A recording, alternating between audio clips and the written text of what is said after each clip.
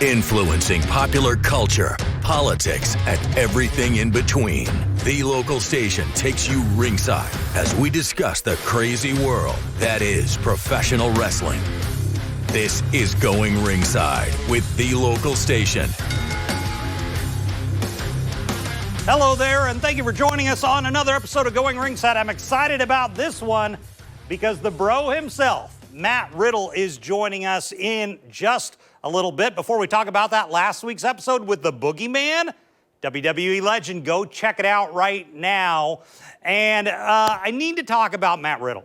So he is one of the more polarizing, controversial figures ever in pro wrestling. I caught up with him here down to the Florida Man games here in North Florida. So excited to talk to him and catch up. We've had him on the show before, see what he's doing, and we talked about a lot of things. We talked about toughest opponents, what's going on with his career, and then we talked about the elephant in the room that I have not covered here on Going Ringside, and I've needed to. Why don't you widen out the shot?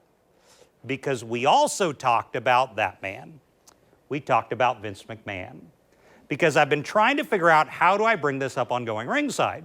There has been talk for the last month and a half that Vince McMahon is looking to get back in the game after being in exile, so to speak, as he deals with all these allegations and these lawsuits and criminal investigations that he had to deal with. If you haven't been up to date, according to his attorneys, the Department of Justice has dropped any investigation into Vince McMahon. He settled with the Securities and Exchange Commission, but he's still being sued in civil court by this former employee who accuses him of sex trafficking her while an employee at WWE.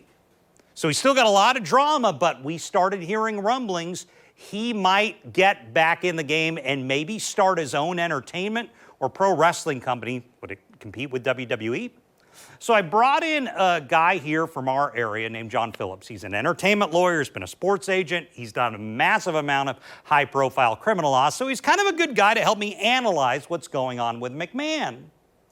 And I wanted to do that. We need to talk. If Vince gets back into the game, what does that look like? How does that work? We're going to talk about it after Vince showed up at the Super Bowl and was visible for the first time in maybe a year. Everyone's been buzzing about what's going on with Vince, and I asked the Riddle bro about, do you want to work for the guy again? You want to hear what he has to say. A little later on in the show, if you're from our area in Jacksonville, we have a CCW, Friends of the Show. They're a local independent promotion. They're putting on a big show March 22nd. Great indie show. You don't want to miss it. Some of their stars will be with us a little later on in the show, right after we discuss Mr. McMahon there. So stay tuned for that if you're from Jacksonville or anywhere in our region and want to come see that indie show. But for now, we're going to start it off with a guy who courts controversy everywhere he goes. That man, here he is. Let's get to it. Here is Matt Riddle. Well, we're here with the man himself, Matt Riddle. Sir, how are you doing tonight? Bro, I'm fantastic. A wonderful day at the Florida Man Games. Multiple wins, including the last one. A nice pro wrestling show by Hatchet Pro Wrestling. And just a stallion being a stallion, doing what stallions do. You know what I'm saying, You're kind of the ultimate Florida man, I would say, almost. A little bit? I wouldn't say I like the ultimate vibe, but ultimate Florida man, I believe I am a high-level Florida man. I don't know if I am the ultimate Florida man. So what is going on in your world right now? I see you were just victorious here. What else is going on with you? Dude, just winning. That's kind of all I do is just win. I piss excellence. I think somebody else said that before me, but we both do it. Yeah. I'm just winning titles everywhere I go. I'm the MLW Heavyweight Champion, BRCW Tag Team Champion. I keep listening on the accomplishments. I think I see you in Japan now sometimes. Dude, I go to New Japan all the time. I'm Mexico all the time. Australia all the time. Honestly, I thought getting fired, my schedule would have got less, but it's just gotten more intense. How did that happen? Can you say? Just being good. You were just being good? Dude, I'm just really good at what I do. Yeah. I don't think I'm really good at anything else, but I'm really good at this. Sure. Yeah. So, who would you say was your hardest opponent you ever had? Hardest opponent in the ring, I would have to say Sheamus. Sheamus, really? Sheamus, easy to work with, hits really hard. So hard is in the ring. But then when I think about who's hard to maybe work with, I would have to say Sami Zayn or Kevin Owens, because they're just it's hard to put a complete sentence together with those guys, if you know what I'm saying. Really? Yeah. So they were a little difficult to work with. They're difficult. Sheamus hits you hard, but it's easy to put together. What was it like to work with Bill Goldberg? Dude, well, Willie G is how I like to refer to him. Willie G, I hope everything's good. You're in your mansion. Oh, I can't swear. I'm sorry. We're not live. We'll take care of it. Thank you. Say whatever you like. You're in your mansion in Texas. Your bank account is definitely way bigger than mine, especially now since I've been fired. But let's be real, bro. At the end of the day, I whoop that ass 10 times out of 10, maybe even 11 times out of 10. You know it. Your kids know it. Your family knows it.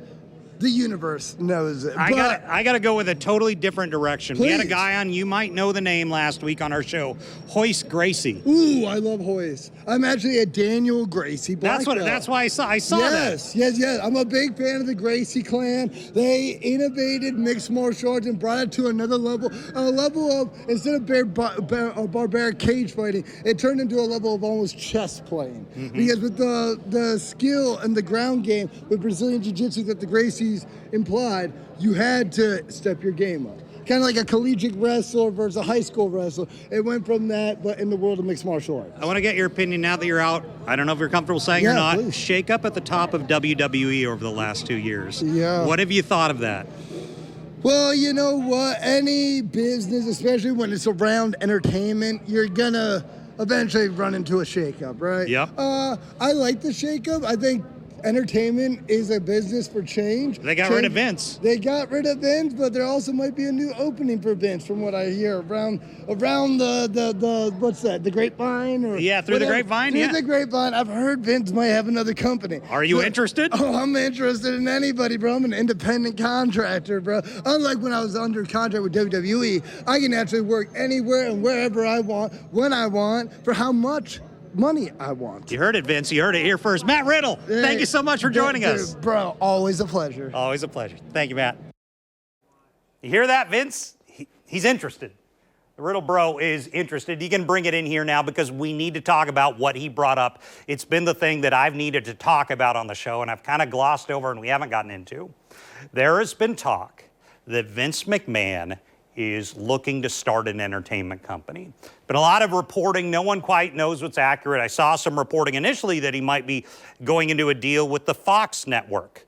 And then Sean Ross Sapp and Fightful and a few other sources in the wrestling industry tamp that down and say, nope, Fox is confirming that they have not been in touch with Vince McMahon, but there's still massive buzz that he's looking to get back into the game and start his own company, maybe to compete with WWE. We saw Shane McMahon here in our area meeting with Tony Khan, who owns AEW. We never quite got an answer of what that was about. But what does Vince want to do? Right now, Vince still has legal issues. He is being sued by the former employee, but according to his lawyers, he's no longer under investigation by the federal government. He settled with the Securities and Exchange Commission, so Vince McMahon is maybe looking to move forward, and we got a hint at that when he showed up with Undertaker and his son at the Super Bowl. Vince McMahon showing up at the Super Bowl, you're no longer hidden, you're no longer a private guy. It looks like Vince may be getting back into it, and as we know, as we've covered a lot, his estranged wife, Linda, is now the Secretary of Education in the Trump administration. So there's a lot going on there.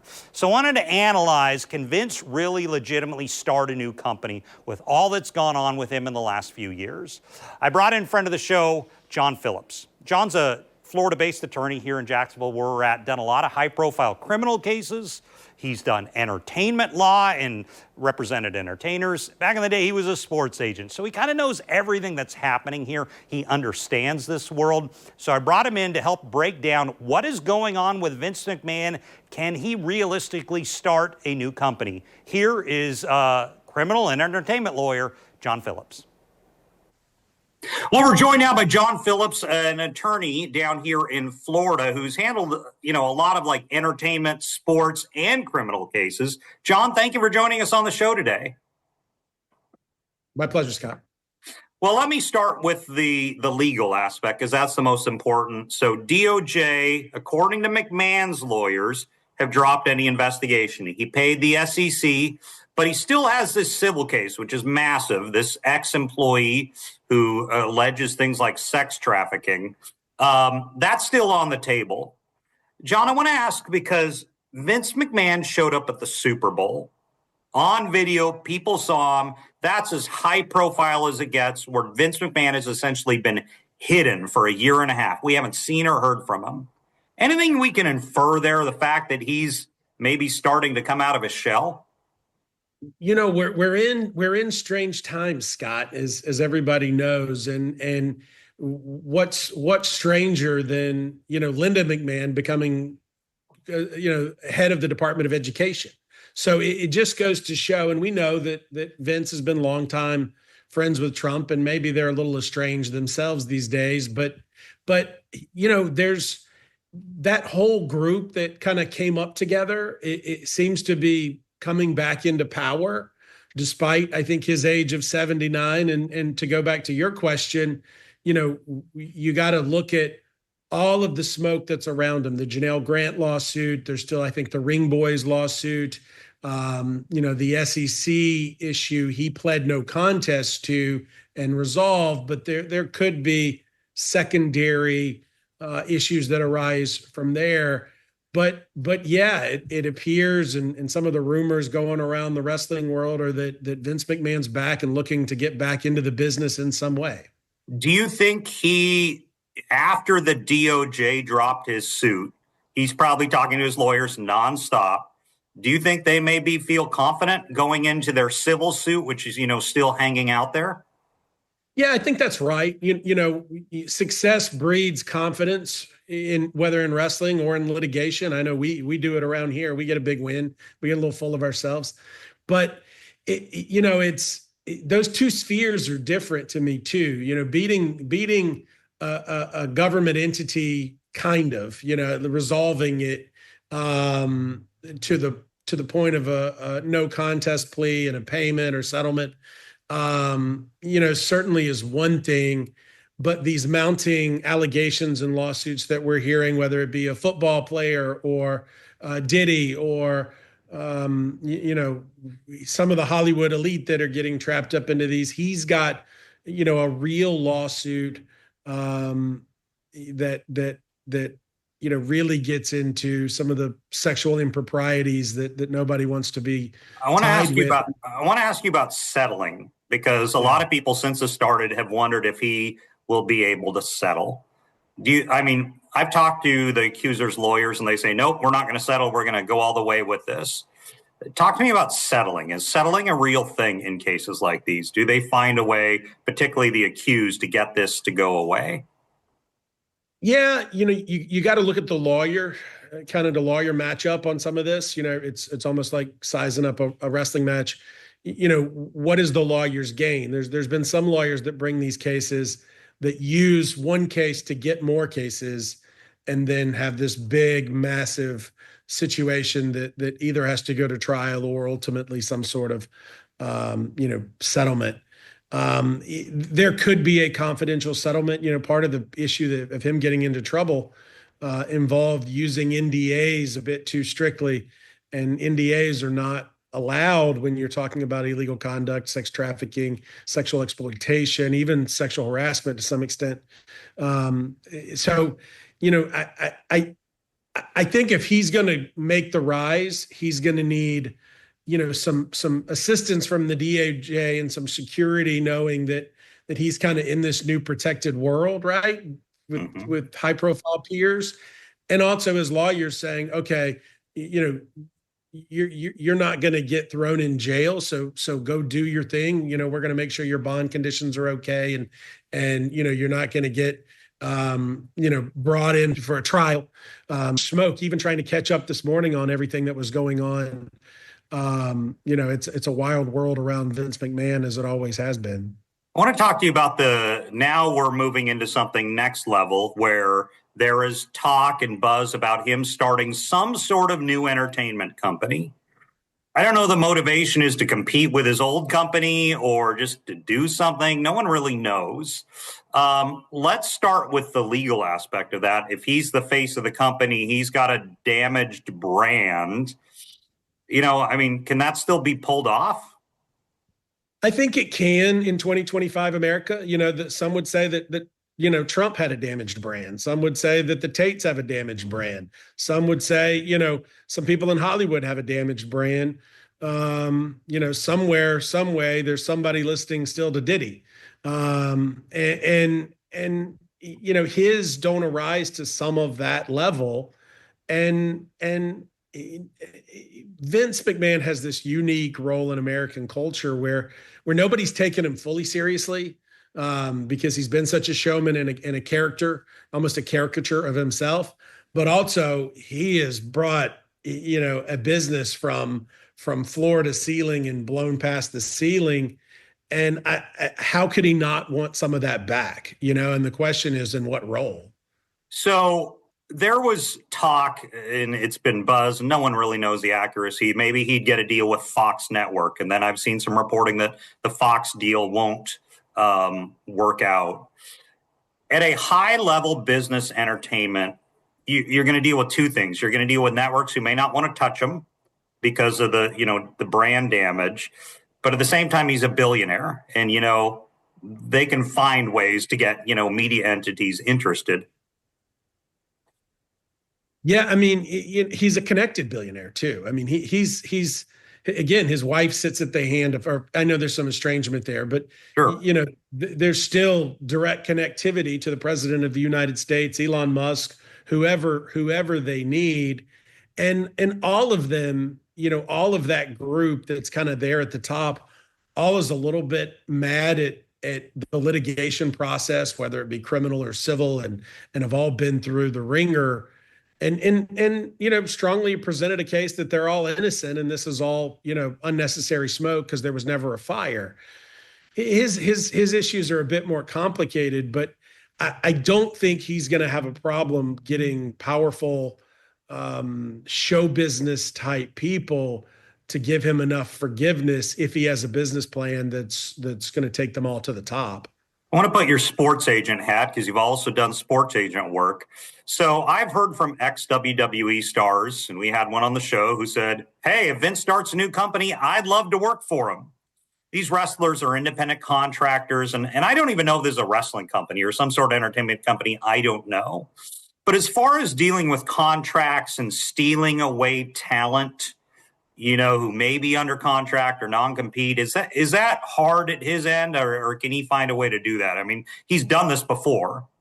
He's done it before. I think, the invention of Tony Khan and that type of wrestling executive into the world, they've brought a lot more legal acumen into it. AEW has a team of lawyers that you'll hear from pretty quickly, who are sometimes more stout than John Cena ever was. Mm-hmm. But it's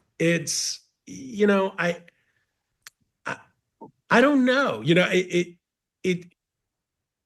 There's so much more competition at the high end, and back in my day, I hate to say that, but there were a lot of little wrestling companies, but then they just kind of got munched up, and Vince McMahon did what he did. And there's only so many networks, but there's streaming services. And so if he had a partnership with Apple or Netflix or somebody else that could come in and say, all right, we'll help with this. It's not outside the realm of possibility, maybe even probability. And could you see possibly him? I mean, because his competition is his ex-employee and Tony Khan. I mean, those are the real competitors, and both have deep pockets, but Vince McMahon has deep pockets too, and whoever he partners with.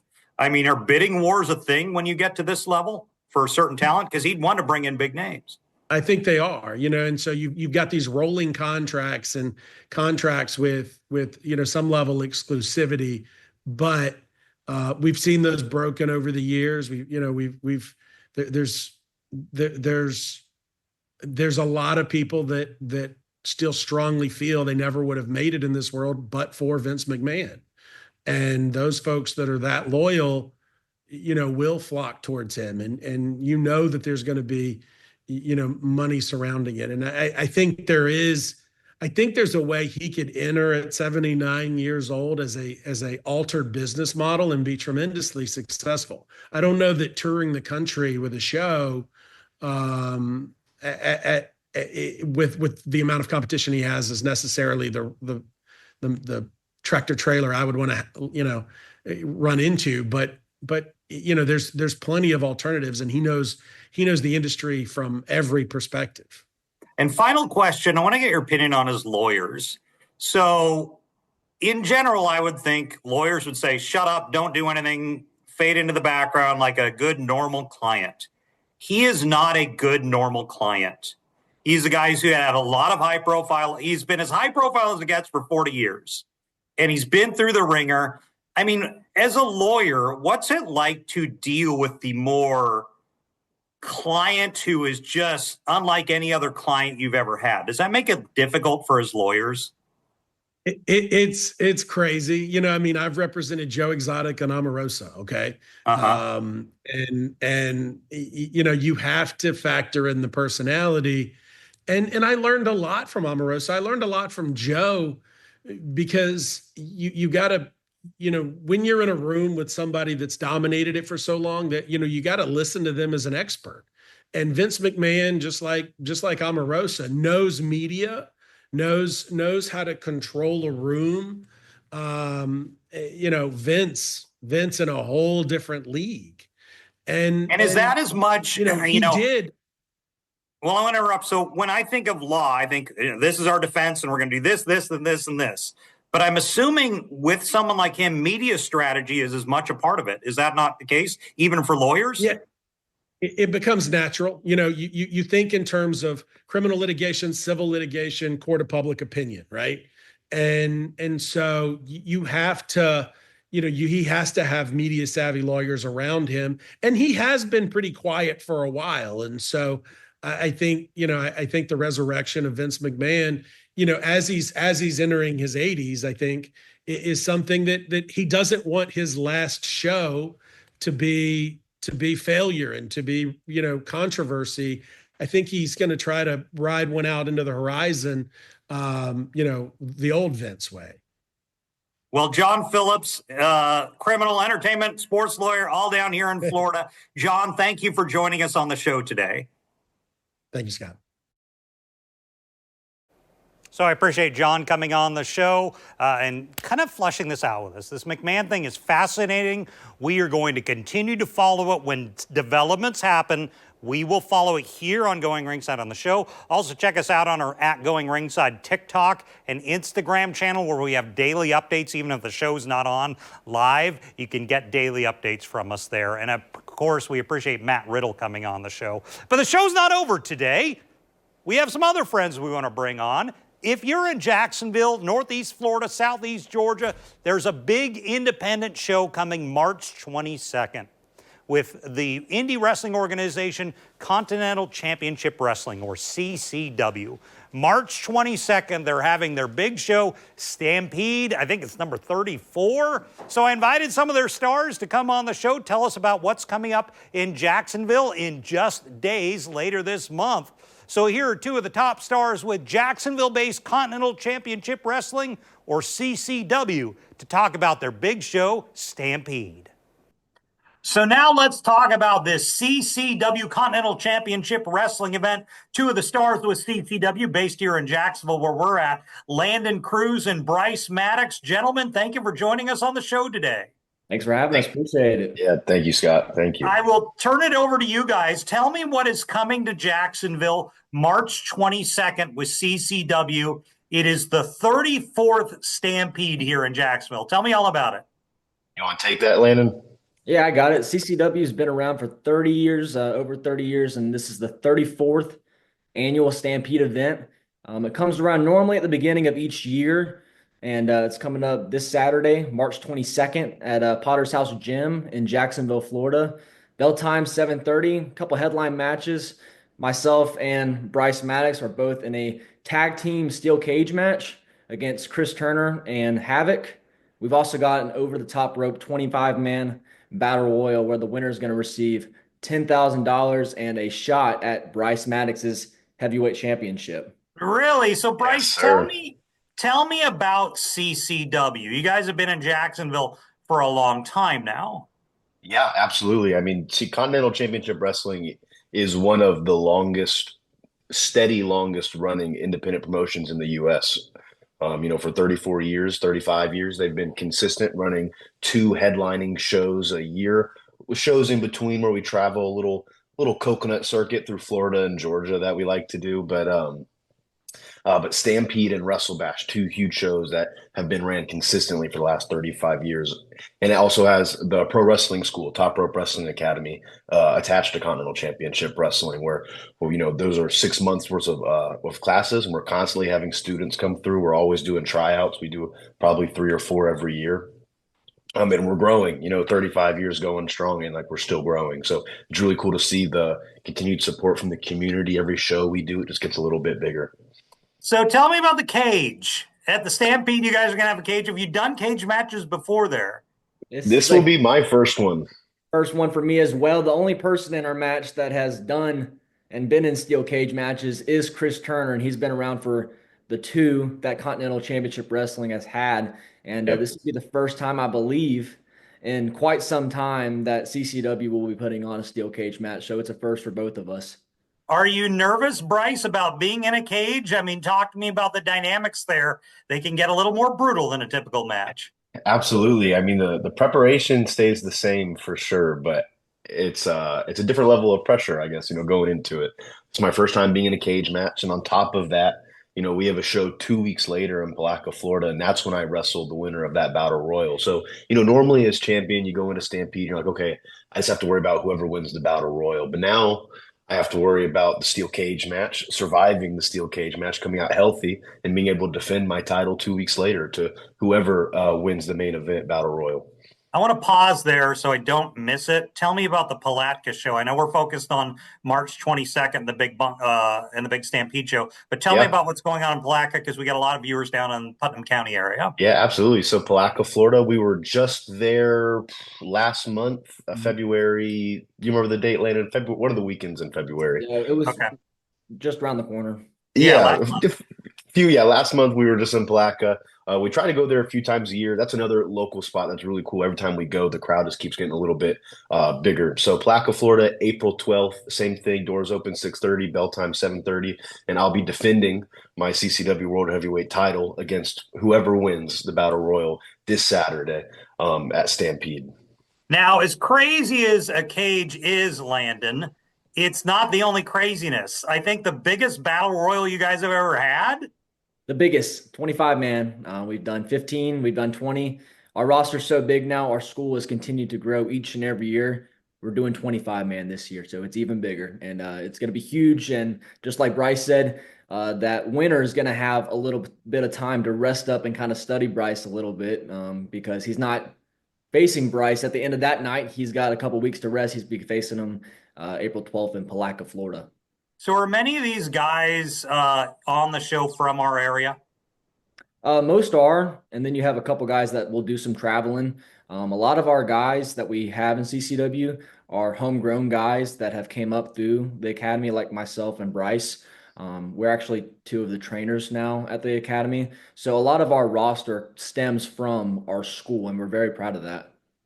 Are you the school that had my old buddy Brian Kelly, who goes by a different name nowadays?